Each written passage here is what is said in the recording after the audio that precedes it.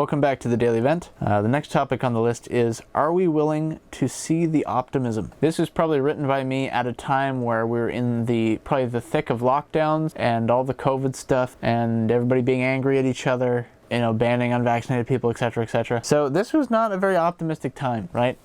Probably when this was written. It's better now, but it's like at the time, not great. And even in some ways still, it's maybe not great. But I mean, are we willing to see the optimism in what is, right? So essentially the idea is that there's always things to be thankful for, first of all, but also just like, are you willing to see where the wins are being made, right? Are you willing to see where the victories, small or big, are being had? And are you willing to kind of keep that momentum going, right? Because it could be easy to be like, if you're only focusing on this one losing fight, it could be easy to miss the other positive wins and the other battles going on, right? And so I guess it's just important to like step back maybe and like get a full view of what's going on and just kind of take a good look at like, okay, where are the positives, where are the negatives? Let's be fair about how much of each that there are, but not just focusing on the negatives, because then you can get really weighed down. We've probably all been there. So essentially I'll leave that there. Try to see the optimisms in it. And since that was like a really short topic, I guess I'll just cover another one. Okay, governments would rather make amends for wrongs by throwing money at a problem rather than breaking bread together and living out repentance and really just acting in a way that seeks to actually make that difference. So essentially I think where this is coming from is the idea that like in Canada, we have a troubled history when it comes to residential schools, our treatment of Aboriginal, Indigenous, whatever name you want to use for that people group, right? The people group that in a way I'm a part of, but it's a percentage so small that maybe I'm not considered as part of that. It depends on who you talk to. I don't have a status card, at least not yet. But anyway, that's a different topic. So essentially just the idea that like every so often this gets brought up again, some sort of, whether it be a virtue signaling or money gets thrown at it or a new program you want to start up or like some really shocking thing happens or is said to have happened, whether it happened or not, like that. Whatever, it gets brought up in the news cycle. It's like apologies are thrown out again, even if it's already been apologized before probably, and amends has already been tried to be made in the past. And it's like, it seems like the idea, I think, is like, let's just throw more money at it. People might not say that directly, but that's just kind of what it feels like. And it's like, why do we keep doing this? And I think that one of the main things that people don't want to admit is that maybe you just have to actually forgive each other. Maybe you just actually have to make amends by making amends and not just continuously harping on things that are legitimate, like for many people, very legitimate grievances, right? Like, let's not lose sight of the fact that there's actual bad things that happen to people that shouldn't have happened. But like, how many generations do you continue to apply that grievance to like the children or children's children of those people as if they did it, even if they had no part in it, or even to completely different people that weren't here, weren't connected to this generationally in any way? I'm talking about in the sense of like, oh, it's European ancestry people's fault. And it's like, they might not have even been here when that was happening. Like, I'm a second generation immigrant on my dad's side. So like my grandparents would have gotten here in like, is it the 50s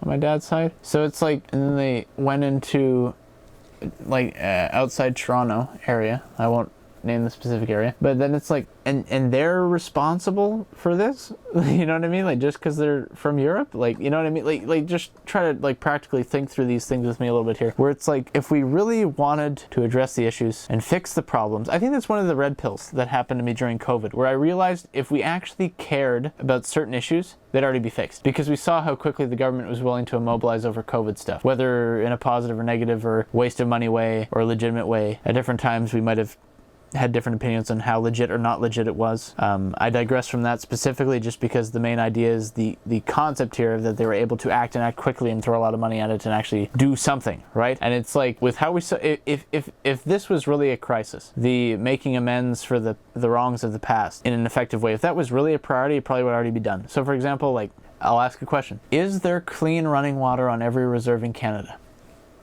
I'm gonna guess not.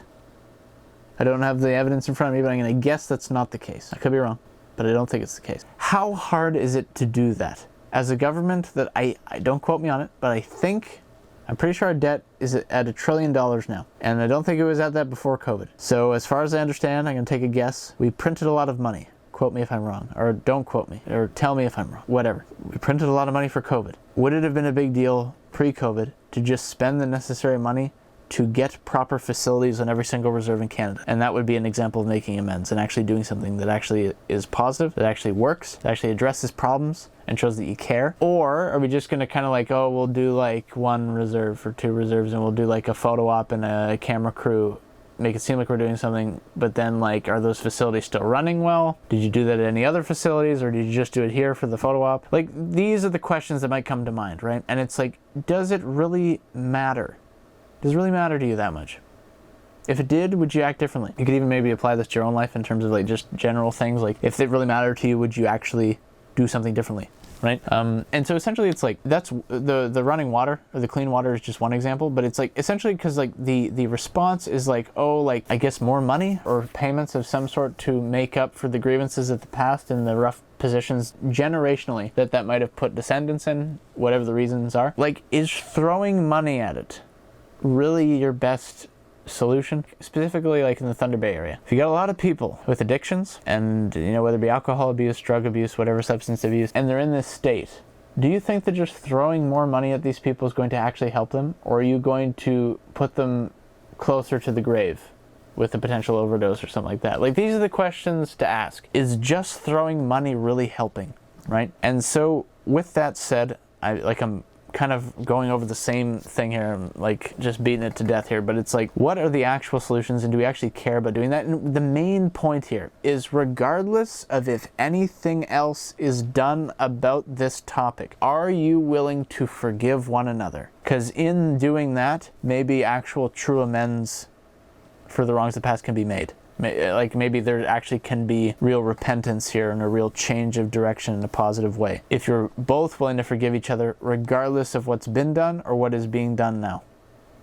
So I guess I'll leave that there. I could be wrong about some of these things, but at least try to like hear me out here and, you know, maybe consider some of the things that I've said on this. I could be right, I could be wrong. Try to see my heart in this, and that hopefully there's like some good things to think about here. Until next time, this has been The Daily Vent.